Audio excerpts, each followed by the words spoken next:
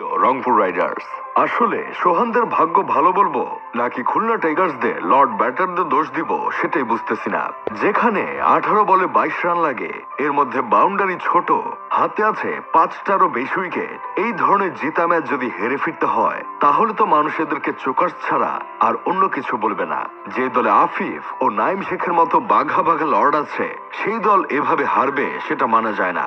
তাদেরকে খুলনা টাইগার্স কিনেছিল 50 বলে 120 রানের চাপ থাকলেও যেন সামলে নিতে পারে। এই জন্য আমরা তো জানি আফিফ ও নাইম শেখের মতো লর্ড মেম্বারদের কাছে এসব রান কিছুই না। নাইম শেখ ডটখোর অ্যাসোসিয়েশনের সভাপতি 41 বলে 58 রানের একটা বড় ইনিংস খেলেছে। সে ভেবেছিল রান তো কমই আছে, একটু ভেবেচিন্তে খেলে 50টা মেরেই যায়, কিন্তু সে তো আর জানতো না যে 18 বলে এরা 22 রান করতে পারবে না। এটা যদি আমাদের নাইম শেখ ব্রো জানতো তাহলে সে আগেই 50-র কথা মাথা থেকে ফেলে দিয়ে হিট করে খেলতো।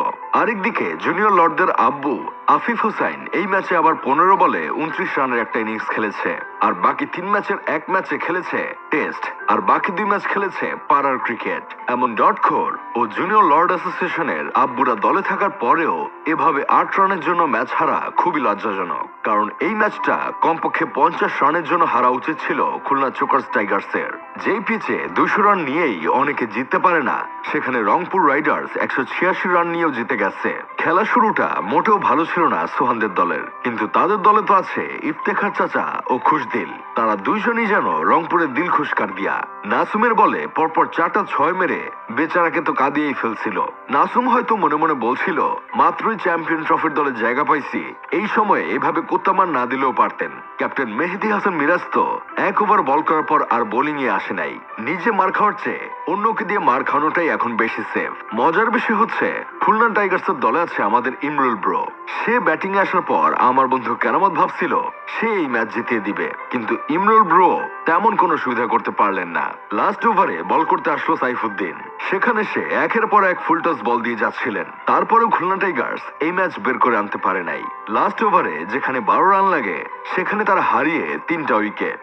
এখন এদেরকে খুলনা টাইগার না বলে খেলনা টাইগার বলা উচিত, কারণ যদি তারা আসল টাইগার হতো তাহলে এমন ইজি ম্যাচ কখন হারতো না।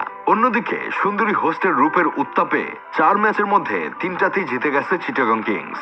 যারা প্রথম ম্যাচ তেনা পেঁচানো হেলমেট পরে মাঠে নেমে হেরে সমালোচনার শিকার হয়েছিল, এখন দেখি তারাও লাস্ট ম্যাচ সিলেটকে হারিয়ে পয়েন্ট টেবিলে 2 নম্বর জায়গাটা দখল করে নিছে।